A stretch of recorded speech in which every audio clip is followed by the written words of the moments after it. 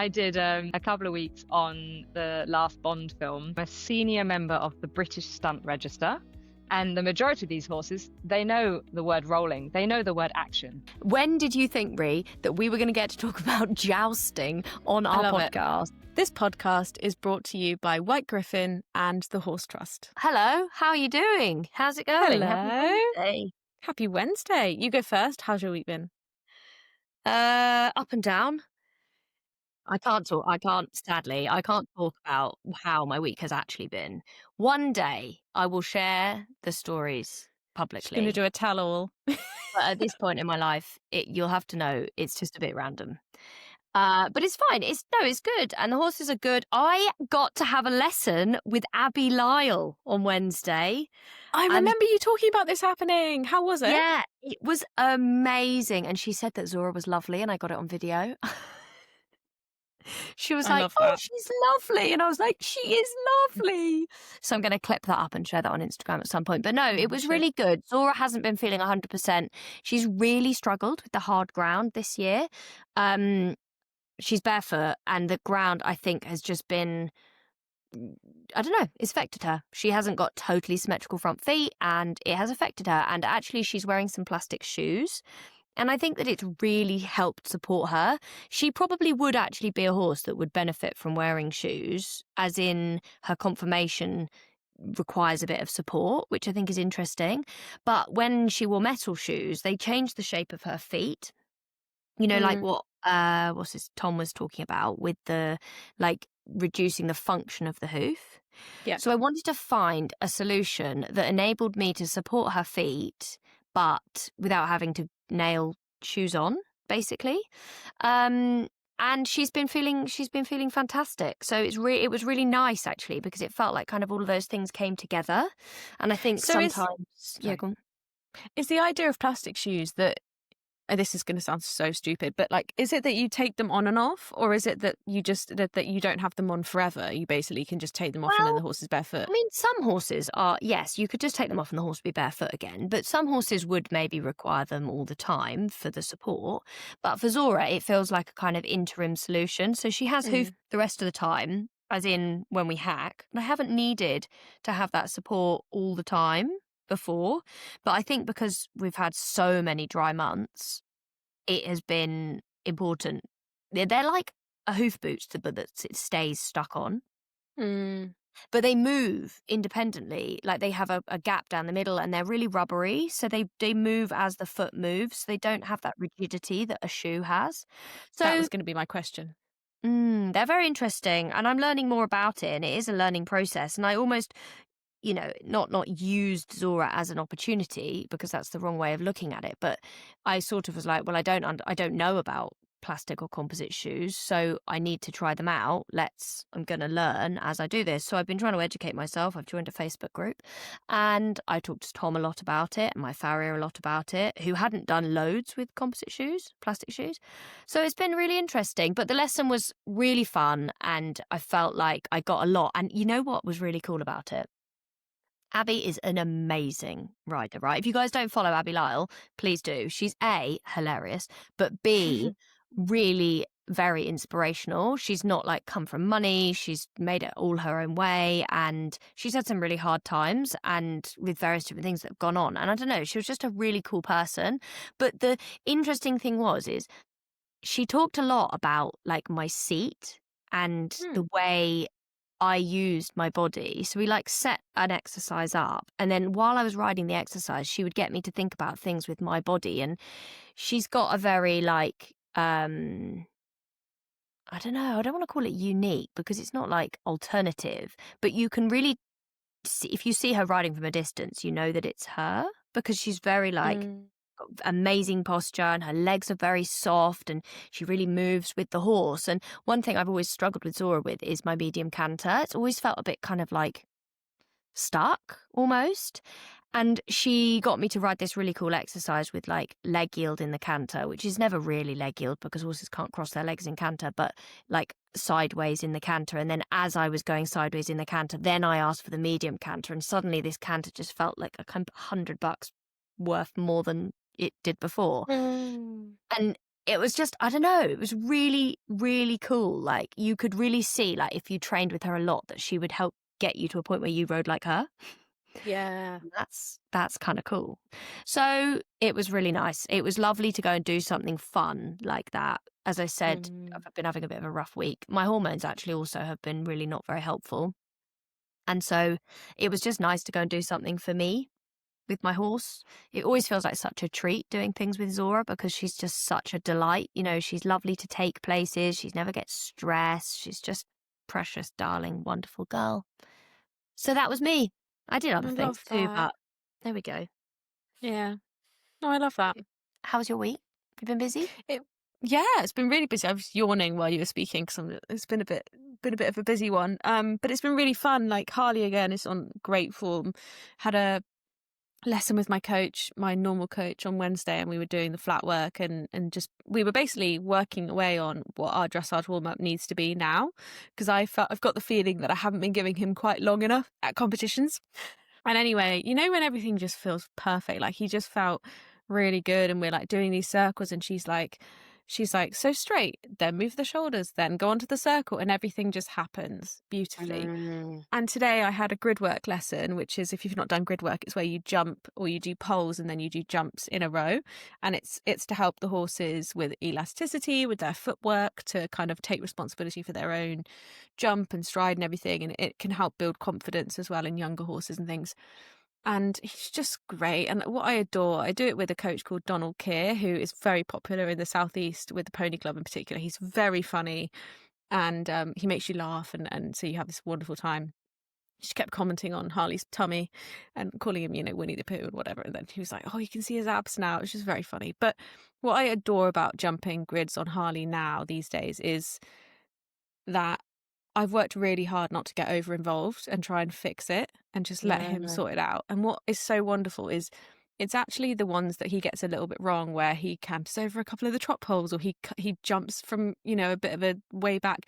The way that this horse just goes, got it, sorting it out, got it, don't worry, got my legs. Like, he is so clever, and his little ears just stay on, and he's just like, I got it, I'm going to sort it out, I'm going to move my foot here, going to stand up here. Blah, blah, blah. He's just great, and it just makes you feel like $1 million, because you're like, God, he's clever, and he's just wonderful, and I just love him.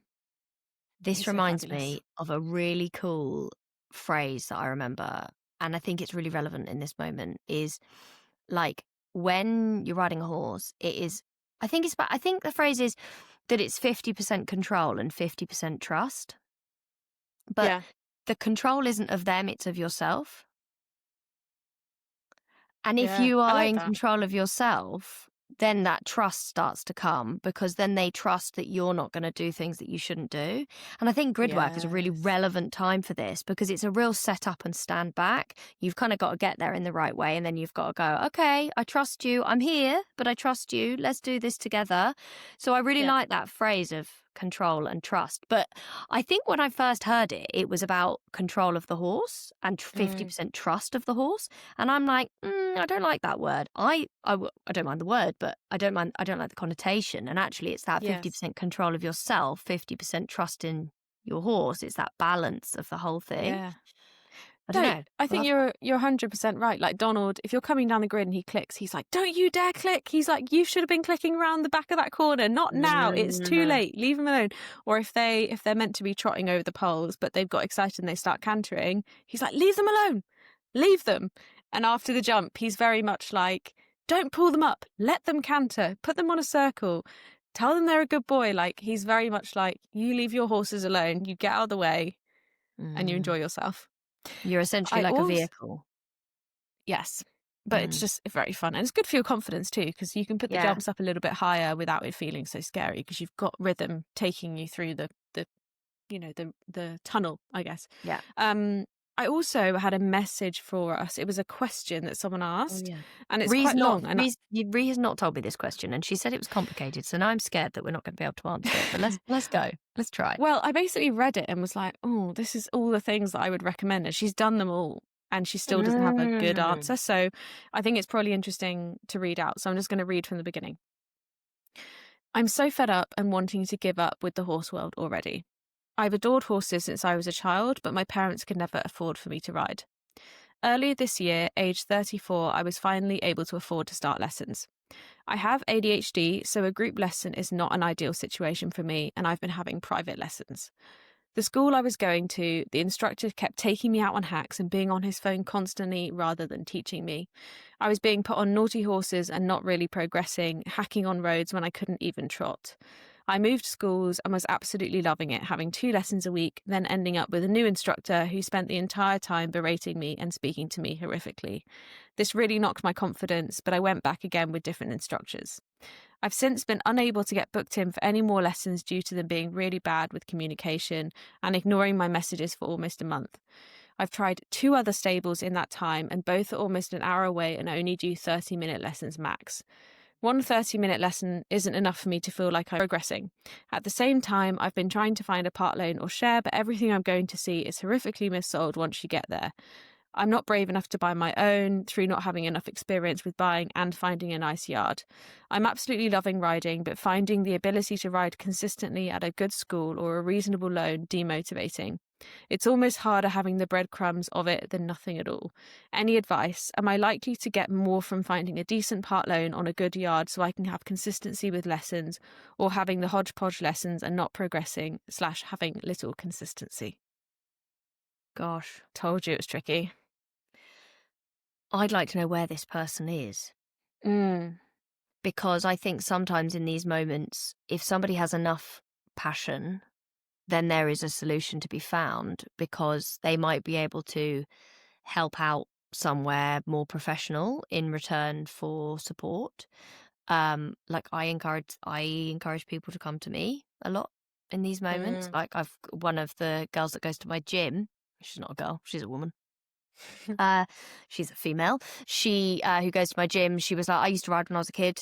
I'd love to spend some time with horses. I'm between work at the moment. Can I come and hang out? I was like, yeah, 100%. And she comes and she works essentially for the opportunity to come and be with the horses. She's not particularly experienced, but now that she's spent a bit more time with us, I've said if I need cover that I'll rely on you to help, and I would help her. I've got a pony on the yard that's owned by a lovely lady who would be happy for her to ride. And so those sort of situations, I think, sometimes can be a good opportunity. And I think I always return to this, but those Facebook groups, the community, your local, like we're Hertfordshire Horse Riders, for example, if you were to put a post on there, I do think stick with it would be my advice. Stick with all of it, though. Don't stop trying to have the lessons, and don't stop trying to find a solution on a nice yard where you might find a lovely pony that really wants some love, is very straightforward, and the people don't have enough time. You've got to be super committed, and you've got to be willing to sort the wheat from the chaff as such, and be okay with lots of failures as such. And have some support potentially from somebody like myself, for example, where I would help you vet situations prior to it happening. You could maybe find somebody in your area who was willing to go with you, a coach that you spoke to. I think sometimes the way we word things with our pleas, like as in our posts that we post, is really important. Like, explain yourself in your post and be like, I am this age, I have this experience, I am very, very keen, I would love to do X, I'm willing to do Y, and just see whether that starts to bring some stuff up. But I'm sorry for you, anonymous human, that you have been having such a hard time with the riding school situation. That is really hard to hear. I'm so sorry that has been your experience. I think riding schools have taken a lot of riding schools struggled through COVID, and now there are far less. Yeah, I agree. And my initial reaction was like, find a different riding school, which then I realised that they'd already done. And it's really hard because I'm always reluctant with someone who's a little bit earlier on in their journey to push them towards a part loan. One, because, like you said, the horses are not always as they appear, but also there is a real value to riding lots of different horses in earlier on in your riding career. I really, really believe in that. And when I was in between horses, I travelled 2 hours for one particular riding school. Wow. Because I knew the instructors were good. And when I went to when I went to Alex's, I was traveling an hour and a half each way every time. And I would plan my day around it. I'd like work from different places and stuff just to make it work, even though there were riding schools that were 20 minutes away, half an hour away, because like this person, I had found that the ones closer to me just weren't the right fit. So I think, and it's not always possible for everyone to do that, you know, people have their own commitments, but I think sometimes it can be just worth going further if you can. And I know they're saying 30 minutes isn't enough, but it might be okay for now and just keep at it. And then you might find a part loan, and then you might be able to have one 30-minute lesson and one on the part loan. And that's a lovely balance. Exactly. And I think as well, like really being very, very honest with where you are truly at is very important. Like sometimes I think it can be easy to be like, where would I like to be in a year? That's the horse that I want to have on loan. But the reality is you're not there now. And actually, you know, I remember this when I worked at a big yard where they had a riding school. Like the tune that we could get out of the riding school ponies was remarkable. So actually, there is so much to gain from learning from the. I think riding school ponies are like the most amazing species of animal on the planet, and I do think they are different to most, because their ability to teach people is just is amazing. And actually, like I say, when you get to that point where you can sort of ask a bit more, there's so much more depth to it in that. So I think, I think, well, I think we have offered some solutions. Maybe I think a bit of resilience is needed in these moments, isn't it? Which both of us have experienced, you know. Yeah Great question. If you ever have a question for us, guys, please just send us a DM on Instagram. Give us a follow, actually. We have our own Instagram page, This Equestrian Life Pod, over on Insta. And you can give us a follow. And if you have any questions, send us a question there. Or we put our email in the show notes if it's longer. We'd love to answer more questions. We love helping, don't we, Rhi? It's our favourite thing to do. It is good fun. Right. Should we welcome our guest today? This is very exciting. So we have got Elizabeth Donker Curtius coming on. Actually, no, her name has changed because she got married. But I have known Liz since I was 15. We were on a yard together. We were on a livery yard together when I had my pony Pluto, and she had her horse Eddie, who she still has, which is lovely. And yes, we kind of did a bit of growing up together, which was nice. But Liz has gone on a very cool path, and Liz is now a stunt rider, as you will have learnt from the title of the episode. And I can't kind of wait to hear about it. I think it's a kind of cool thing. It's a bit of a careers episode, I suppose. If you want to work in horses, but maybe you want to go on a slightly different path, and you kind of like danger, then maybe this is going to be an interesting conversation to listen to. Yeah, I'm super excited. I mean, I think I've said this on the podcast before, but prior to my current role, I used to work at Netflix, and so I got to be on productions occasionally and see stuff. And sometimes you'd see these stunt riders with the horses, and I would just have so many questions. You can never get time with them because everyone's very busy, and you know they're obviously doing their job. But I would always be like, "How does this work? What is this?" Yeah, exactly. So I'm excited for this. Me too. Before we dive into our interview with Liz, this is a great moment to thank the season sponsor of our podcast, White Griffin. And for today's episode, we're going to touch on the impact of extreme weather on the supply chain, and in particular hay.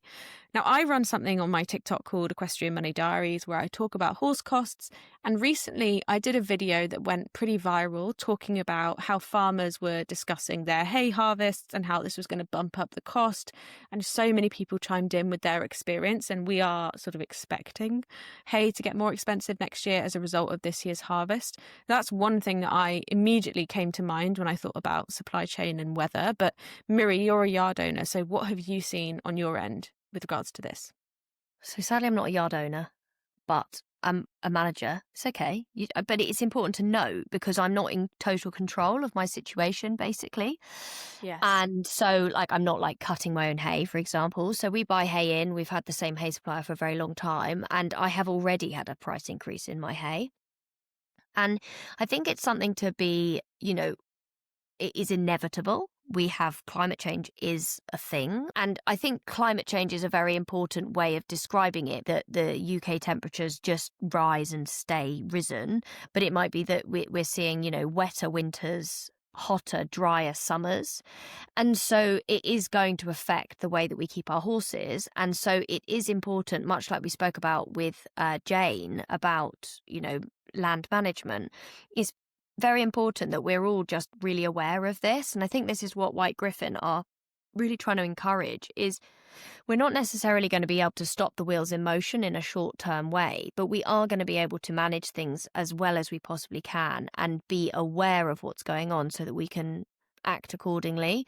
So, for example, making sure that you are budgeting appropriately, you are conscious that your livery price is likely to increase, and that is going to be an important thing that allows your livery yard to continue to run as it should. It is really important that we don't expect our livery yards to bear the brunt of these changes. We, as the consumer, as such, the people who are enjoying our horses, we are going to have to understand that things are going to have to become slightly more expensive. Maybe not in a huge way, but please, if your livery yard comes to you and says that these things are going to have to change, please be kind to those people. They're just trying to make their living. And as somebody who does this, there's not huge margins to be had in this kind of a business. So that is important to remember. I think it's also important to remember not to be wasteful in these moments. I am an ad lib hay feeder. I really do encourage that as wherever possible. And it's important to think, how can I feed my horse in the most effective way possible so that they are getting the most out of their forage without it being wasted? So there's lots of different ways that we can be thinking about this. I think it's also important to mention that all of the things that we're talking about throughout season 3 are the things that we can be doing to reduce climate change, because of course, the wheels are in motion, climate change is taking place, but there are so many things that you can do as an individual, reducing your use of plastic, being more conscious of all of the things that you're consuming, collecting rainwater, not being wasteful, all of those different things. These are all of the things that we can be doing to start reducing our impact and encouraging a more sustainable life with our horses. And those things further down the line for future generations will be the things that enable horses to remain a sustainable sport to have and enjoy. Yeah, well said, Miri. So if you would like to learn about the work of White Griffin or Equestrians for Nature, which they also run, then you can find all of the details in the show notes. Back to the podcast. Welcome, Liz. I'm so excited. This feels like catching up with an old friend, because it is. So, yay! Thanks for joining. Liz, for those who can't see, which is basically everyone because we only put clips on social media, Liz has joined with about 6 saddles visible in her background, and she's let us know that she's actually at home. So Liz, can you just talk us through, you have these saddles in your background? Yeah, so basically we do such a variety of things with our horses that we need tons of different types of saddles.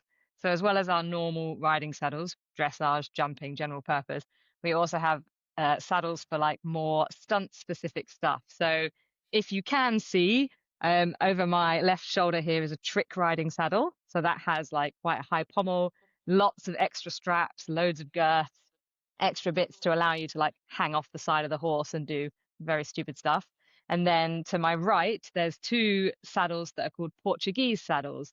So they can be used for general riding, but we use them for jousting in, because they have a high cantle at the back and also a section at the front that holds you in position when you're jousting so that you don't accidentally fall off the horse in loads of armor. I wish I'm just beside myself. Literally, I wish you could see our faces. We are like giddy school children. This is so exciting. Jousting. When did you think, Rhi, that we were going to get to talk about jousting on our podcast? Oh, the diversity. Before we get into getting so excited about all of the different cool shit that you do, Liz, can you introduce yourself a bit and tell us a bit about who you are and how you got into being a stunt rider, basically? Yeah, of course. So I'm Liz, as I've already been introduced. I'm a senior member of the British Stunt Register. So I am a professional stunt performer. I perform all around the country and sometimes around the world. As my sort of day job, but also myself and my husband, Mike Collin, run a small stunt-specific riding school in Derbyshire, where we train other people who want to be stunt performers, and also anyone really, general public, that wants to learn trick riding, jousting, or just riding with weapons, skill at arms, that sort of thing. I've I always wanted fear to we learn may how have to to ride do a since I school can. trip. Yeah, please do. That would be amazing. We'd love to have you guys. Miri, me, and the listener. We're all going to come to Derbyshire for a stunt Yes. riding day. Well, to be fair, I have suggested that Miri come up before and do some trick riding. It's just never transpired. So It maybe never we've got to has. make this happen. This would be very Definitely, fun. 100%. I've asked Liz so many times if she can teach me how to vault onto Blondie, Yeah. and Blondie's like 17 hands and fairly intolerable of me pulling her hair. So I I was going to don't, say, I feel like don't know. Blondie would be like, Yeah, absolutely not. Yeah, no. like I actually aim have high, got on. right? Yeah, I've got on from the ground a few times, and she squealed at me because I had to like pull on her mane a bit to get on. Yeah. She didn't know, maybe not the right one, but I have other various biddable horses, so maybe we can. So, Liz, can you tell us a bit about how you got into what you're doing? Because I obviously knew you when we were kids, when we were like 15. You're a year older than me, I think. Yeah, I Maybe. think so. Yeah. And we used to play silly buggers on ponies at that age. But can you tell us a bit about like how you got from being on livery yard to being a real badass? Yeah, so Basically. a bit of a strange process. Badass, I like that. I'll take it. A bit of a strange process for me that I, like Miri, just had ponies, yeah, did all the stupid fun stuff that kids do. I really liked show jumping, kind of was aiming that way. But then I wanted to go to university and study, and just randomly chose to study costume, trained to be a seamstress, Oh. like completely away from everything, away from Oh, you horses, made that away. dress out of Yeah. crisp packets. Yes. You remember that? Cool. That was mental. So I mean, a great skill to have, not really useful in my industry now at all, Very but sustainable. Very yeah, I sustainable. suppose so. I suppose. Future of recycling. And basically, I ended up working in fashion when I left university, and my heart just wasn't in it. I had great friends. I worked for a great company, but I just knew that wasn't deep down what I wanted to do. And I've had horses all throughout uni. Still got the same horse, who's 25 now. Eddie, still going Oh, strong. Gonna outlive us amazing. all, I think. And I was speaking to some friends saying, like, I want to do something different. And they said, write down a list of everything you've ever thought of doing. And one of those things on the list, I think I'd written like stunt riding or something. Because when I was younger, I always liked to ride the naughty horses. I wasn't bothered about anything bucking or rearing or falling off. Like, it was just fun for me. Um, and they said, "Oh, do you mean like doing stunts for film and TV?" And I was like, "Well, I hadn't really thought of that. It wasn't something that I'd grown up with. I didn't know anyone in the industry, so it wasn't like an accessible thing for me." And they basically said, "Oh, I know someone training for the stunt register." Back then, it was the Joint Industry Stunt Committee. Now it's the British Stunt Register. It's transformed into that. They gave me all the requirements, and I looked at it and I thought, this is exactly what I want to do. And I genuinely handed in my notice like 2 weeks later at work, quit Wow. my job, went and worked as a groom on Norton Heath, as it was back then, and just to pay my way, and retrained for the British Stunt Register. I didn't know that you were at Norton Heath because I Yeah, was I at worked Norton there. Heath. I rented a That's barn so there. funny. How did we not cross over? That's so Well, bizarre. I must have worked there. I only worked there for about 6 months, All and it was right. like 3 days a week in Okay. mornings. It was literally like cash in hand job to pay for my training for the British Stunt Register, like a tie me over situation until I could like get more work as an SA and stuff, because you have to do a bit of that in order to get on the register S- as well. And that's stunt assistant, is it? SA? Supporting artists, Oh, not even yeah, close. or an What does it? extra. What does an essay do? Oh, So an essay is like a background artist on film and TV. So anytime you see, for example, a pub scene where there's the two actors talking and the pub is full of people behind the bar or sitting chatting, those are all supporting artists that fill out the back of right. a scene, basically. Fine. That's Yeah. so Got cool. it. I mean, God, this is wicked. I love that you sat down, you made a list, and then you were like, yeah, that's what I'm going to do. Because people, you read about things like that, about wanting to change careers, but people rarely Mm. actually do it. So, what did training actually look like? Like, what did it entail? So to get on the British Stunt Register, you have to choose 6 skills from a list. So they have all the requirements on their website if anyone wants to look it up. But equally, if anyone ever wants to DM me with questions, more than happy to help. Love to be encouraging to get more people into the industry. And there's a whole range of categories. So they're weirdly kind of not actually stunt specific skills. they're more like sports. So, for example, I did Thai boxing as a martial art, swimming, scuba diving, rock climbing, horse riding, of course, and rally driving. So those were my 6 skills that I did. And sorry to interrupt you. Are these skills Right. that you had to already exist? Not already exist. Already, what's the word? Have. Or are these skills that you were like, I would like to be good at rally driving and have that as part of my stunt repertoire? So a bit of both. Obviously, Okay. if you have a background in something, then it's going to be way quicker for you to choose that as a skill and get on the register with it. However, it's very rare that someone is already practiced in so many different sports. So for me, it was more about finding things that I thought would be achievable and useful for my future. So, like, I am not a gymnast. I've never Mm. done anything gymnastic in my life. I did dabble with a bit of trampolining while I was training. And although it was fun and useful, it was such a big stretch for me to learn for my body and everything that it would have taken me such a long time to use that as a skill. Whereas rally driving and swimming and rock climbing and all those sorts of things, I had done a bit of, like, not rally driving, but obviously I drove, and I've always liked driving cars and maybe driven a bit too fast in places. And I always rock climbed as a kid, and I can swim, so they were more achievable sports for me to go with. Loud Sorry, chicken. Mike. Yeah, he just turns up outside the window every I time I'm love it. recording the podcast. His He name is wants to be Sam. involved. He's He loves very it. He's always got demanding. opinions. We had one Um, person that thought they had something wrong with their vehicle because they heard a cockerel in the background repeatedly, and they were like, they kept turning the podcast down, trying to work out if they could hear if it was their vehicle, and it turned out it was just my I love cockerel. that. Bloody Excellent. nightmare. Anyway, sorry, go on, Rhi. You had a question. Yeah, I've got so many questions. So you've chosen your 6 skills, and then do you have to like do tests that show that you're proficient in at a certain level, or like how does it work? Yes, it's different depending on the skill that you choose, but most of them there is a BSR driven test that you then go and sit. So, for example, with the horse riding, which is something that we help train towards now, there is a test centre. There's a couple of test centres around the UK that are run by horse masters that supply horses for film and TV. So very, very experienced people with experienced horses. And once you've learned the relevant skills and you think you're at the level, you apply to the BSR to go and sit one of those tests. You go on the day, you perform all the requirements, hopefully up to scratch, and then you get a pass or fail at the end. So that's the same for some of them, like the driving now is that, the swimming, trampolining, gymnastics, horse riding, those sorts of things. But other skills like martial arts and scuba diving, you just have to go with a recognized body. So the scuba, PADI, for example, Yeah. a lot of people have a PADI open water and that sort of thing.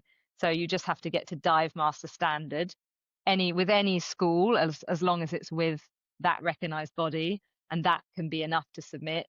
And the same with a martial art, you have to get to brown belt as long as it's with a recognized school in a recognized martial art, then that's acceptable. So it's actually, I mean, not quite proficient. It's very proficient actually to be at dive master and at brown belt. So what's the equestrian equivalent? Like, what do you have to be able to do? So the horse test for someone that already rides is very achievable. There's nothing absolutely crazy on it. I think the only thing that we generally get that people that have ridden all their life that need to train is a bit of riding with weapons, because it's not something we would normally do. So just sword work and lance work whilst riding, and also vaulting on bareback, Miri. Oh gosh. Right. Yeah. There you So go. those are the 2 things that we tend to train actual riders to do. And other than that, it's warming up, it's tacking up a horse, warming up a horse safely, riding in grid, so 2, 3, 4 astride, riding with one hand, and then a little obstacle course, like fighting someone on the ground, stopping on a mark, a bit of bareback riding, walk, trot, canter, and then a small course of jumps, just about 5 fences of about 70 centimeters. So a fairly good Nice. level, you know. Yeah. But Yes, I suppose. yeah. Yeah, I'm going through the list, thinking, okay, well, I can do that. Yeah, I can definitely do that. No, I can't carry a sword. I don't know how to. I don't know how to do any combat from the horseback. But that's really cool. Yeah, I Very think cool. generally speaking, if you can ride already, we could spend a day with you going through the things you would have never done, and then you could go and do the test. Whereas if you've not ridden, or if you've never ridden or haven't ridden for a long time, then it obviously takes a bit longer. At the moment, with our students, we're looking about 2 to 3 years from scratch to passing the test, which is still quite quick, and to learn to ride to that sort of standard. And they are looking for clean, tidy riding. The whole aim is that they could then you could pass your test on a Saturday, and on the Monday they could put you on set on a good, safe horse, but in a field somewhere far away, and forget about you, and know that if the director said, I need you to canter and stop over there, you could do that safely and not hurt anyone around you or lose control of the horse. Mm. And do you now do your stunts with your own horses, or is it more common to like turn up on set, meet up with people who bring stunt horses? I don't really know how it works. So how does it work? Yeah, it's actually a question we get asked all the time. So we do not use our horses for film on TV. We do use them for live shows, which is a bit different. But whenever we're booked for a riding job or a stunt riding job on set, we just turn up as ourselves, and there will be a horse master and a horse supplier, and they will bring all the horses. So there's quite a few big suppliers in the UK, and we've worked with most of them. So we do know them, and sometimes it's a horse we've seen before. Sometimes you get to go for rehearsals beforehand at their yards, so you can train a bit with the horse and get to know them. But most of the time you turn up on set, get given a horse, you might have a few minutes beforehand to have a little ride around, get used to them, and then you go straight into it. So you do really have to be quite kind of, that's not the easiest thing to be good at. It takes a long time, I think, for people to be able to just ride and get on a horse and have a nice time with it. That's I suppose where the line changes, I guess. There's one thing being able to just be a good rider, and then there's another thing being able to have that feel and that experience to go and do that. Have you had instances where you have, that's been harder? Maybe like you get there and you're like, oh my goodness me, this is quite a tricky situation. Yeah, almost most of them, to be honest. Like you guys know, horses vary so much, from something that's so lazy you can barely get it to move to something that's so sharp you can't stand still. Now, because I'm a stunt performer, not a rider, generally whenever there are some times when I get to just go and have a nice jolly and a gallop down a beach and stuff, which is great. But the majority of the time, if I'm hired to ride on set, it's because I'm doing a stunt, either rearing up, falling off, something like that. Those horses that are trained to do those stunts are the sharper side, because they have to be high energy, fast, strong performing horses. And that comes with that extra edge of, they want to do the job, they want to work. They're not going to just stand around on buckle end. Like, you've got to have your wits about you the whole time. And the majority of these horses, they know the word rolling, they know the word action. Like, I've had it in some cases where literally they've said to me, we cannot say action around this horse. So I have to just keep walking. We're going to say bananas today. Yeah, literally. Maybe we should have just done that. But they so feel the tension in not the room, because we're usually outdoors, but the tension within the crew. Everyone falls silent when they say rolling, and your heart rate increases as well, and the cameras are on them, and everyone's focused. And the horses, they can tell. It's like walking into an arena at a show. Everything changes. You go from the warm-up, you go into the main ring, and the whole thing changes. They know what's coming and they're excited.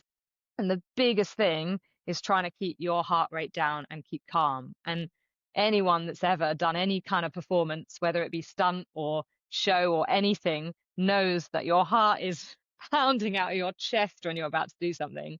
Especially if you know it's dangerous, potentially. Exactly. Yeah. And there's that whole other aspect. Is it going to hurt? Am I going to do it right? Am I going to mess up? Like, am I going to let anyone down? Like, it's one of the biggest things for me. I'm like, especially if there's lots of other aspects to play, and other people and timing and stuff, you need to get your bit right in order for them to get theirs right. And having to then channel that and keep so calm that the horse doesn't get wound up, so that you can get to your mark and perform your stunt without the horse going absolutely mental before you even get there, is one of the toughest things. I always wondered if the horses get like you do a take a few times and they start to learn what's about to be asked. Like I was rewatching Game of Thrones recently and I took great delight in watching the horses' expressions when they were like walking across a field or something. And I'd try and work out like how many takes are they on? Like, because sometimes the horses obviously anticipate we walk from here and then we stop here. And like it was just quite funny, like trying to figure it out. So yeah, I can imagine that if you're doing one particular stunt and you've done it like 7 times, that the horse is like ready to go, and that must be fun but also challenging. Yeah, exactly that. Like they do 100% anticipate it. It's the same even just where you're schooling a horse and you start to do something multiple times, they'll start to preempt it. And you don't really have the time always to mix things up and change it. So you kind of have to ride through that a little bit. I remember one of the horses I was doing a rear fall on the horse, and I'd done the rear fall on the first day. So we'd been rearing the horse quite a few times in the day, and this horse loves to rear. Fantastic rearing horse. He goes like bolt upright. And the second day, I was just galloping along the beach. Lovely, great day. Every time I would go gallop along the beach, I'd go to reset, and he's like, boring, let's rear. Like he was so in his head about it. He was like, yesterday we were rearing, so why am I not rearing today? And the takes were always beautiful, never did it in the take. And every time I went to reset and just walk and be calm, he'd just stop, stand up, then walk again, stand up. Just like, come on. He's just like trying to make it interesting for himself.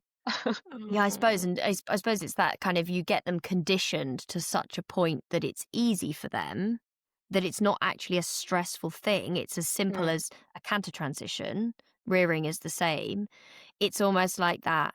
Like they're just offering things a lot of the time. I've got a question actually. A lot of the horses, are they trained with positive reinforcement when these things are taught? Like they do the skill, they get rewarded. How is that balance struck?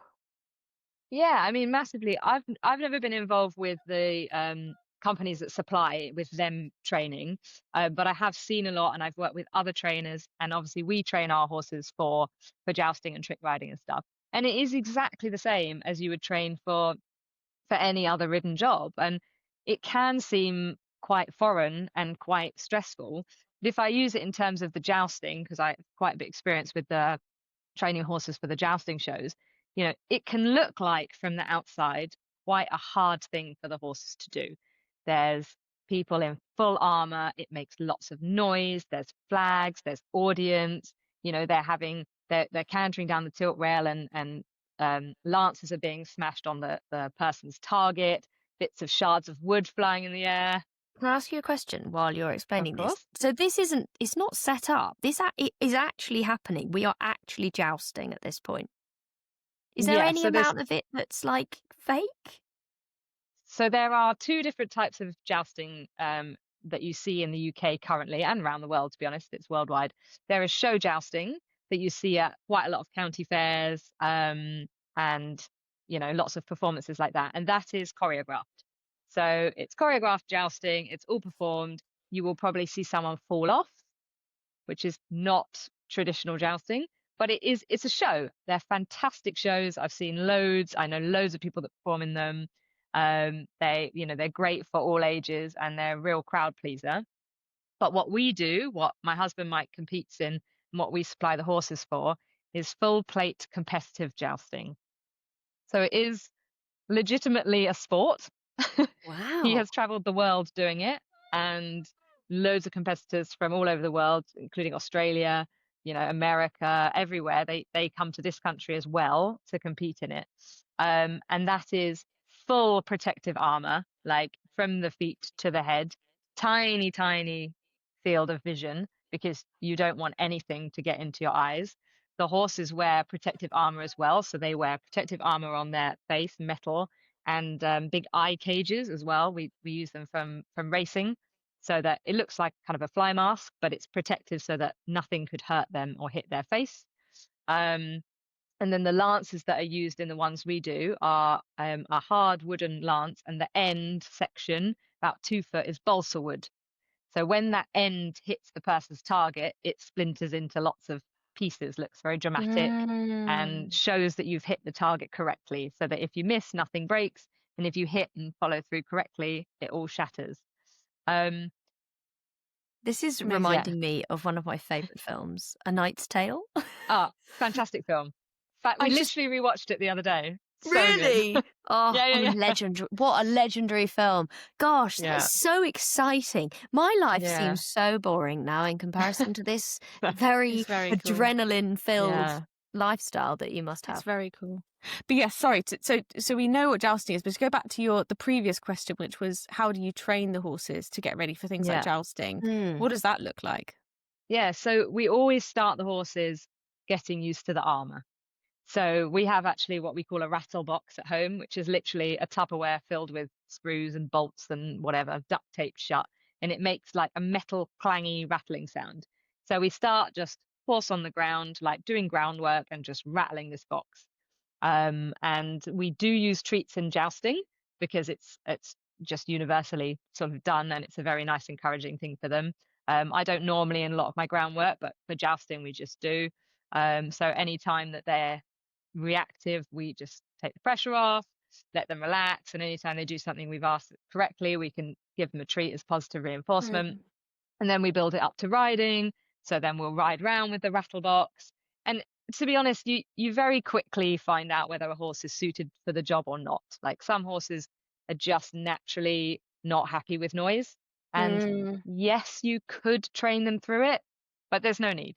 Like Yeah. we ultimately we want our horses to like the job. We want them to enjoy it and be good at it naturally. And if it's going to require a lot of training, it's probably not the right route for them. We're quite lucky, as I said here, we do a variety of things. So if it doesn't want to joust, maybe it wants to trick ride, maybe it wants to jump, maybe it wants to teach lessons, you know? Yeah. I remember, I don't know how this interaction took place, or maybe it was on Instagram. I can't remember. Anyway, I remember Ben Atkinson, who is obviously a very prolific horse trainer. He was talking about how the key with this sort of a thing is to find the thing that the horse is good at and encourage that. So, like that horse that reared a lot, they somewhere along the line in his training, somebody would have gone, he's very good at that. He finds his balance very easily. He's obviously very interested in shifting his weight in that way. Let's encourage him to do that. Have you had any particular horses where you've been like, it's not going to joust, but it is very good. It loves it when we, it's very okay about us hanging off the side, for example. Yeah, exactly. And that's exactly the same with that rearing horse. Like he's clearly loves to rear, very good at it, and he's found his path completely. And one of our horses that we've had him 2 years now. We bought him specifically for the riding school. He was 16, been in a field for 2 years, Appaloosa Cross Cobb. I didn't even go view him. My friend went to view him. Couldn't get him to canter. He was just trotting around and running a bit faster. And I thought, perfect. Really steady away. Like he's not going to bomb off with anyone. We can teach students on this and we can school him a little bit and this will be great. We get him home and we start to use him for the school, and he's actually not a great lesson horse. Doesn't really like going around in circles. He naps off the track. He's a bit, he goes how he goes. He is the most incredible jousting horse. Honestly, Straight lines he, only. he likes to canter in a straight line, stop and get a treat. He gets it. It just makes so much sense to him. Yeah, it's perfect for him, and he's found his niche there. We must not play this episode to riding school ponies throughout the country, because they will be like, we were actually just talking riding schools before you came on, and these ponies are going to be like, well, perfect. If I can go into jousting, that would be ideal. I'd just do a canter in a straight line, like they do from the front of the ride to the back of the ride. Yeah. Just in a straight line, diagonally across the arena. Done. Snack. Perfect. That way.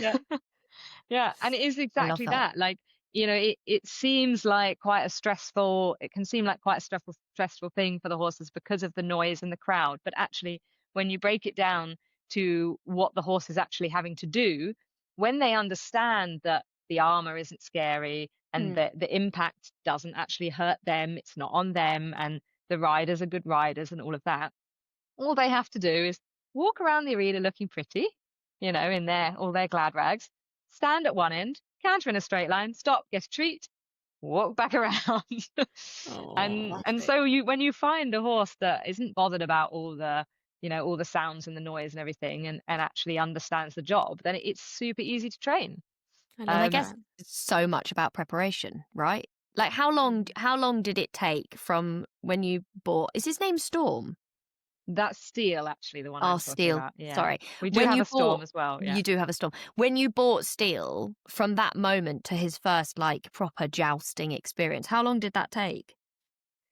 He actually ended up jousting way quicker than we thought because, again, he just took to it like a duck to water. We went, I think we might have brought him in the March, maybe. I can't even think, a couple of years ago, or maybe in the February. And we went, the first show was in April at the Leeds Royal Armouries. Now, we went a few weeks before to do some training there. We'd already done a bit of training at home. We already knew he was cool with the armour and stuff. We took him to a training session at the Royal Armouries just because we were taking our other horses and Mike wanted to get his eye in and stuff. And everyone that rode Steel just had a fantastic time. And it was like he'd been doing it his whole life. Like he understood it from the get-go.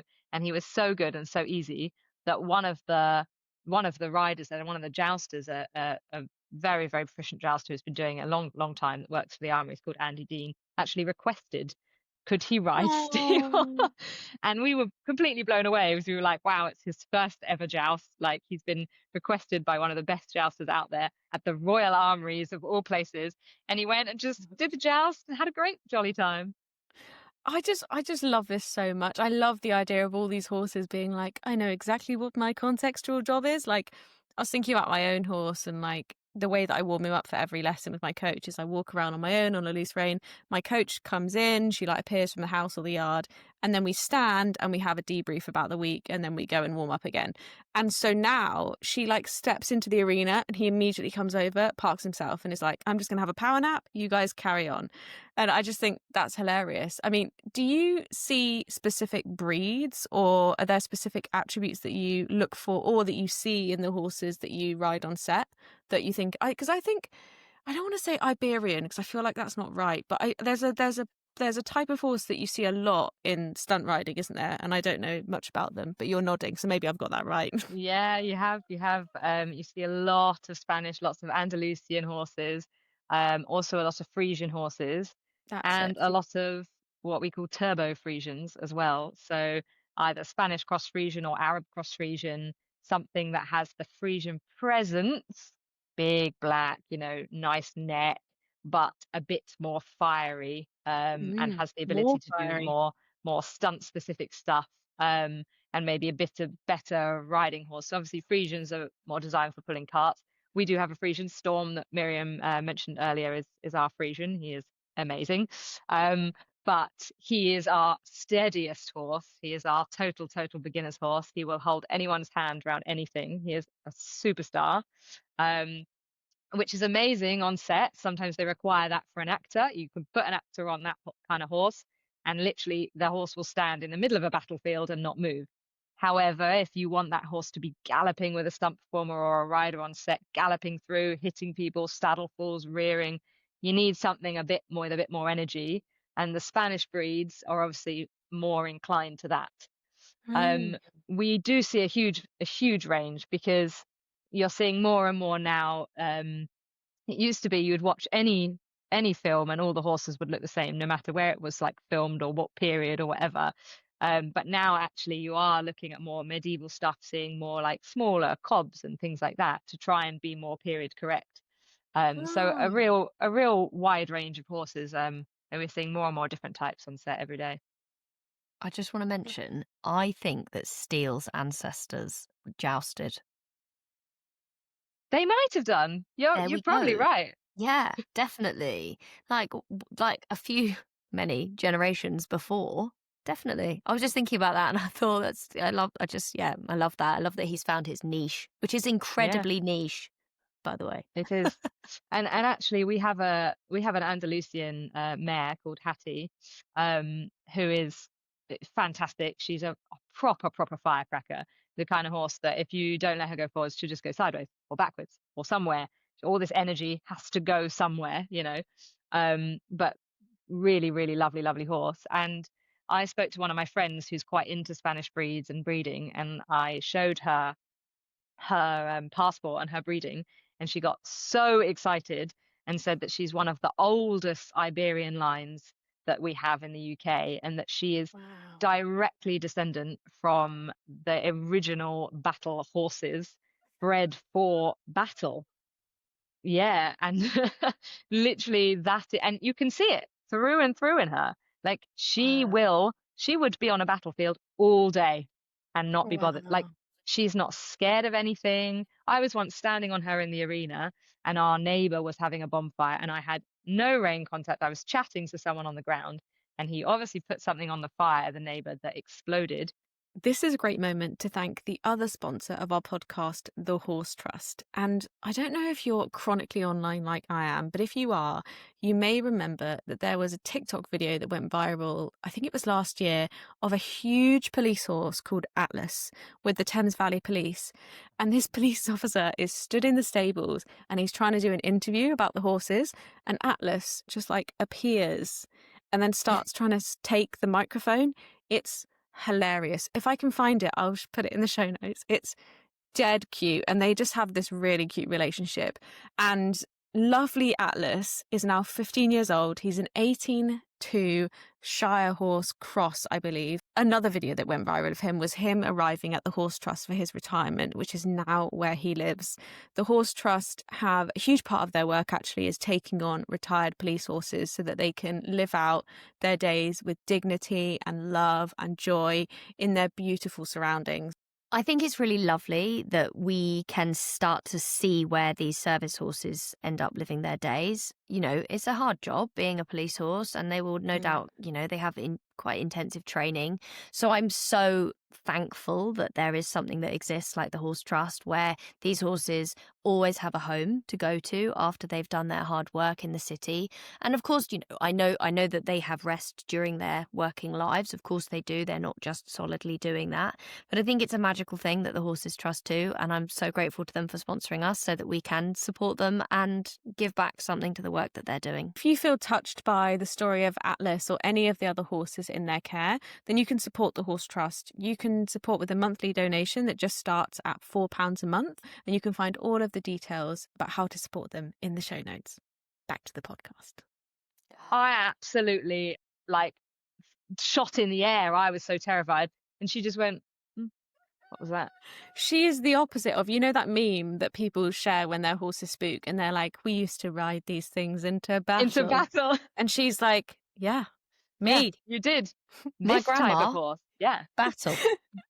But on the flip side of that, you know, she's actually with us on permanent loan from a lovely lady called Stacey, and who has another horse and jumps and everything. And Hattie was never really suited for a single person home because that horse needs to work all the time. Like she does not rest. You could ride her for 2 hours in the morning and I'll turn her out in the paddock and I'll see her chasing her friend round.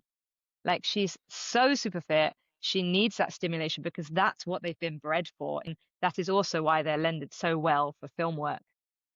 That leads me on to a nice question actually, which is what does the horses, let's take a typical week where you have a jousting day with a horse, for example, or a performative day of some kind. What does the rest of their week look like? So generally the jousting shows we do are either a weekend or one of them we do at Arundel Castle is 6 days long. It's a very long week. The day, whether it be a weekend or a week, the day will consist of 1 or 2 shows. So the horses will go down to the horse lines in the morning where they'll be prepared. They'll go and do usually about 20-30 minute show, and then they'll have a long break, rest, and then they'll do the next show.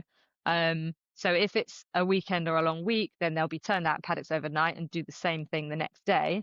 Oh, nice. However, if it's just a weekend or perhaps a day show, then they just come home after that. And depending on how strenuous it's been, they'll either come back and just have a day off or 2 days off if they need it, or they'll go maybe straight back into lessons or have a hack out or something like that, just depending on what they need. I obviously follow Liz on social media, and I encourage you all to do so because it's very interesting because you get a real insight into like how these things we're talking about actually happen. But your horses all live in a very like species appropriate way, don't they? Can you tell us a bit about like how you keep your horses and how you feel that is important, maybe? Yeah, I would actually love to because I feel very passionately about this. Yay! um, so I've Horse come welfare, woo! Yeah, well, I've come from like I want to say show jumping background, not really, but I've come from traditional livery yards. Like Miri, I grew up in London. Not much choice of where you get stabled and not much land. So horses mostly stabled, bit of turnout in the day, small paddocks, small herds. Um, and the more research I did, the more I thought, wow, I want them to be out more. So as soon as we got this, well, I actually lived in Suffolk before where I started to do this, and then I've taken on full force here in Derbyshire with Mike. We've basically split our horses into some smaller, manageable herds, depending on their personality types and who gets on with who. And they all live out 24/7. So we do have 11 stables, but we only ever use them if something has to be in for box rest. And even then, we're like, can't we put it in the round pen where it can at least socialize but have a small Mm. space? Um, and we've invested a lot of money, mostly into the ground, to make everything mud free for winter so that they can live out. Because the first year we tried to do it, my old mare Eddie that I was talking about at the beginning got mud fever and then had to come in for box rest, and it just, she just can't manage in the mud because she's an older horse and she's got white socks and all that. um so everything's mud free for the winter, and then we can open stuff out into paddocks if we need for the summer. But some of our horses, like Hattie, the Andalusian, is actually grass free. She's had laminitis in the past, so she can't have any grass. But also, as I've just described, the nature of the horse is not going to be suited to being in a stable like 23 hours of the day and then ridden for an hour. Like, she needs to move, she needs to socialize, she needs to have that freedom, and it helps her mental state so much. And we've seen like absolutely transformations in some of our horses when they've come from that more traditional yard. And like I recently got a new show jump because I still somehow show jump a bit alongside all of this other stuff. I got a new show jumping horse who's a lovely, lovely horse and has been produced by some very good riders for his whole career. And when I took him on, the previous owner said, oh, I don't know how he's going to cope with living out. He's never lived out. He has Mm. turned out in small herds, so he is a sociable horse, but he's never lived out. And I said, okay, well, we'll transition him slowly. And we started just a small paddock in the day and in at night by himself and all this. And I tell you, the horse that I have now, 3 months down the line, or 4 months, is a completely different character to the horse that I got initially. Like, he is absolutely not who I thought I was getting.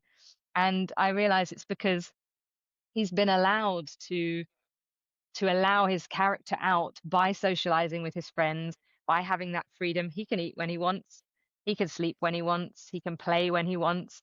He maybe plays a bit too much. Trying to Mhm. get Storm to play with him, and Storm's like, I'm too old for this. I just want to stand and look pretty. And he like pushes him around, and him and my other horse Milky are always playing bitey face. And don't get me wrong, they're always coming in with cuts and nicks, and the rugs are torn, and all of that. But they are so happy. And when I come to the gate, they come to see us, oh, bring me in, let's do Mm. some work, rather than hiding at the back of the stable going, oh, I just want to go out and be by myself. Mm. We also try and keep them all barefoot. Yeah. The new show jumper's still got shoes on because he's still quite new and he's worn them his whole life. But everything else on our yard is barefoot, which So helps cool. again with having them living in herds. Um, and also just from a lazy point of view, if I want to feed at 9 o'clock in the morning, it's fine. If I want to feed at 7, it's fine. If I want to feed at 10, it's fine. They're all Mm. out. They've got food. They're not bothered. They're not Well, waiting at the gate. I mean, I wouldn't call yourself lazy, Liz, but I would call yourself incredibly busy. Sometimes that is what life requires, right? And if our horses are kept, we had a really interesting episode where we talked about land management, and if you start giving horses the choice of being a horse, they are so much less stressed than if Mm. we confine them, control them all the time.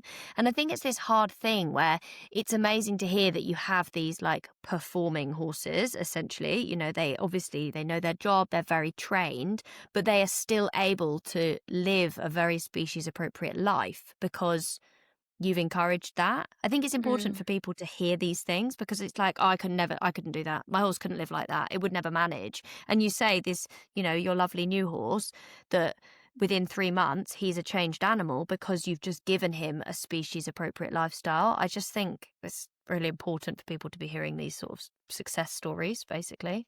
Mm. Yeah. Yeah, and all the different breeds and types as well together. In one herd, in that small boys herd, we have four geldings. We do also mix mares and geldings, but just so happens these guys are all geldings. We have a Frisian that is a fantastic trick riding and skill at arms horse and a brilliant lesson horse. We have a Cob Cross Appaloosa, which is top jousting horse. We have a 6-year-old Irish sports horse, Milky, who is a quirky little character and does a bit of everything, jumping, bridleless, just liberty, fun stuff.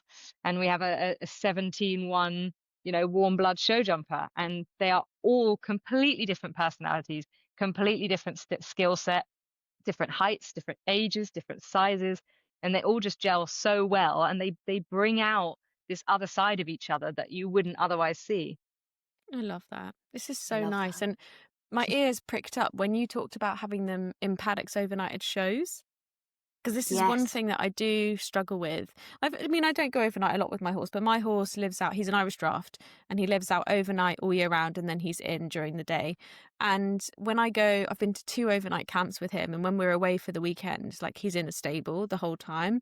And I obviously take him out on hand graze, but I don't enjoy it. And actually, what I love about coming home from those is that he gets off the lorry.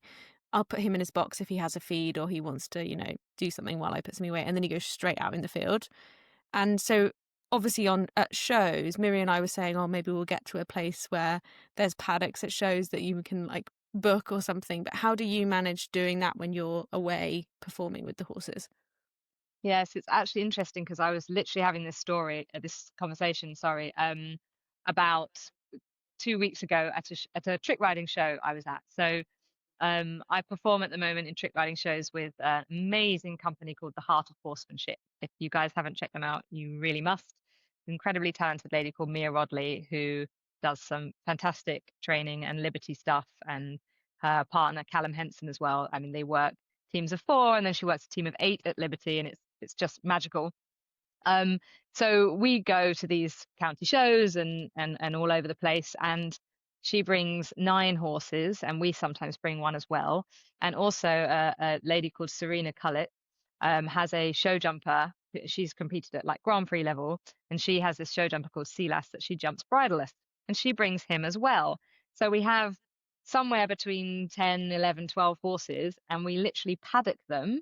Just, a bit of electric fencing. We're put in an area behind the showground, and they all just stay in those paddocks and they graze over the shows. And me and Serena were talking the other day, saying how wouldn't it be amazing if when we went to these show jumping competitions, we could have our horses in paddocks? And my initial thing was like, oh, wouldn't it be chaos?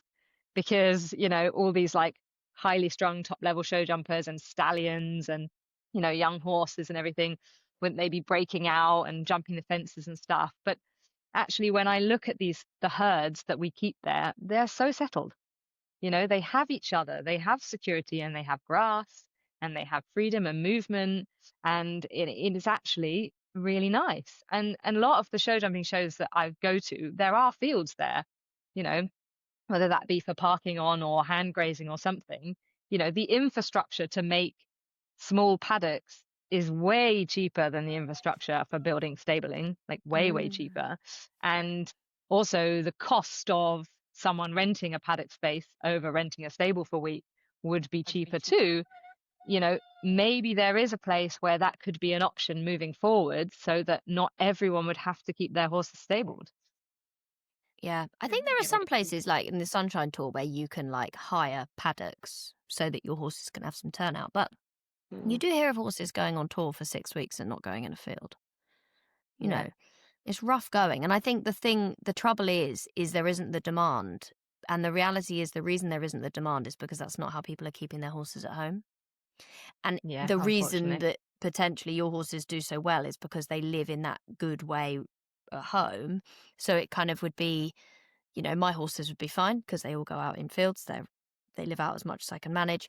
Same with Rhi. Harley would be fine. But it would be those people who are like, oh, well, I've got a paddock. The horse hasn't been in a paddock for God knows how long. Yeah. Then we would have some utter chaos. But I think if the tide started turning and people, that side of things was more commonplace, then definitely I think it would be cool. I And am it might seeing be. it.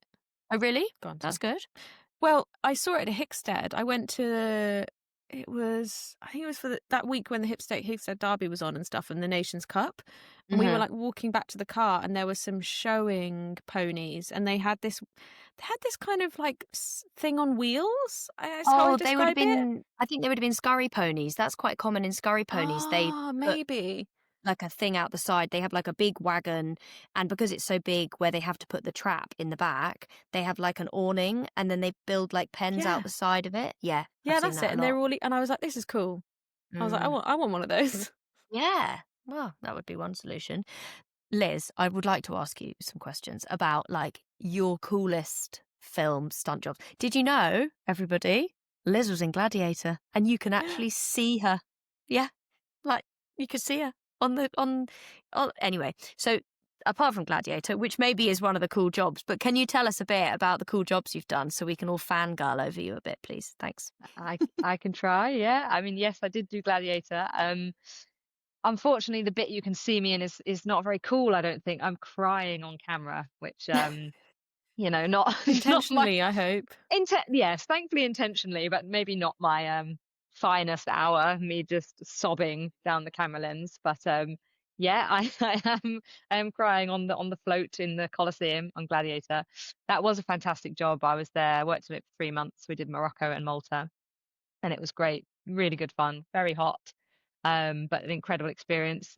So that's definitely up there as one of my best jobs, and very close behind that, or maybe in front of that. I don't know. Shh, don't tell anyone.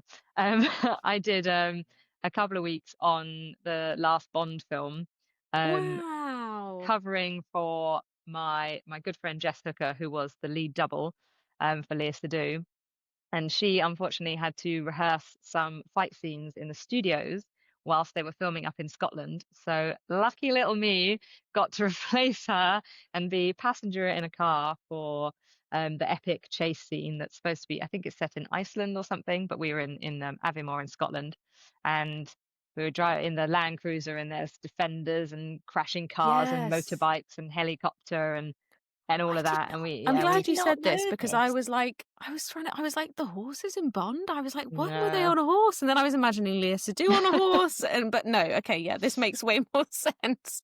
The bit yeah it's like they go through the woods a lot. Was that yes the right bit? yeah. Yeah, Yeah. yeah, that whole Wow. scene. So that was great fun. And yeah, obviously because I'm a stunt performer, it's not just horse specific. So actually, generally speaking, riding on set is not considered a stunt. So to be a rider on set, you just have to work for one of the horse teams. You don't have to train for the British Stunt Register. But if you do decide to train for stunts, you will do everything, as much as it is for your skill set. But so I do a bit of everything, lots of mostly getting shot and falling over. That's kind of the bread and butter. But yeah, driving, passenger in a car, falling off things, getting hit by cars, and riding as well alongside that. But yeah, so Bond was definitely up there as one of my best jobs. Wow. That's really cool. That's very cool. You're a Bond girl. Well, You are. Yeah. tried two So, two I down the mean, line. nobody needs to know that bit. Yeah. Oh, amazing, Liz. This is cool and very exciting. Liz, I have a closing tradition on this podcast. It's now become a tradition and I really love it. And I think, well, I hope that you will have a nice answer for my question. But the question is, if you had one thing that you could say to every equestrian and they had to listen, what would you say? You are capable. You are so capable of the thing you think you're not capable of. And you would not believe, okay, and I'm gonna use trick riding as an example, because a lot of the time we get a parent bringing their kid for a trick riding lesson and going, "Oh, I would have loved to have done this." And we're like, "You can do it. Get on now. Do it. Like push yourself." And just getting on the horse and doing some leg overs or learning how to vault and stuff. And people are way more capable of things than they think. And we see so much on social media of people doing crazy, amazing stuff. And we think, wow, I wish I could do that. I could never do that. You can. You Mm. can. You just need to speak to the right people, go to the right places, and try. And that's the biggest thing. I only started performing in trick riding shows last year, and I'm going to be 35 in September. So, yes, I've been doing stunts for a long time, but my actual trick riding journey is still fairly new. I'm just scratching the surface of that. So there's no age limit. Mike's mum, for example, just did the British Stunt Register horse test last year. She's in her 60s. I love this. Yeah, I there is feel like no limit. the last few weeks we've spoken to people who've had like who are talking about career changes or big changes and moving direction, and I just love that as a closing thought. I also love, and it's only just occurred to me, but I love that stunt riding has evolved. There are some companies now that allow riders to practice falling off. You've probably seen these: practice for rotationals, practice what it feels like to rear on a horse so that they don't feel frightened. And I love that an industry that was built on like action and entertainment can now be used, and these amazing horses who are so talented. I just love the idea that someone who's been really terrified of rearing after a bad accident can get on this lovely like Frisian or Iberian horse, Andalusian horse, who's like, I'm amazing at rearing and I'm going to look after you and it's going to be great. Like, I just think that's just so nice. So I love seeing that as well. Yeah, me too. Wow. And that literally brings me back round to what I was just saying, that like it is all so much more connected than you realize. Like, you think that film work and stunt work is such a far stretch from what you do, but actually it's not. It's all useful for each other. Like, we get people that want to just learn to ride and we say, right, we're going to get you to do some trick riding. They're like, I don't understand. But actually it improves your seat, it improves your confidence. Suddenly you see, oh, I'm hanging off the side, but I've stayed on, all of that. Everything is helpful. The more different things you can try, the better it's going to be. Oh, just amazing. I cannot wait to visit, Liz. I want to visit too. Yeah, We definitely. have to make this happen 100%. I can't wait. The podcast on tour. Let's go. Thank you so much, Liz, for joining us today. We actually tried to get you on in the last season and we didn't manage it because you got called onto a job. And I was like, no, please. So I'm so glad that we managed to make it happen. It's lovely to see a friendly face. But if people would like to hear about you, we will put all of Liz's details in the show notes below. And as she said before, you can ask her any questions. She would love to help. Of course. It's been fantastic chatting to you guys. Thanks for having me on. Thank you so much, Liz. And we'll see you all next week. Bye for now.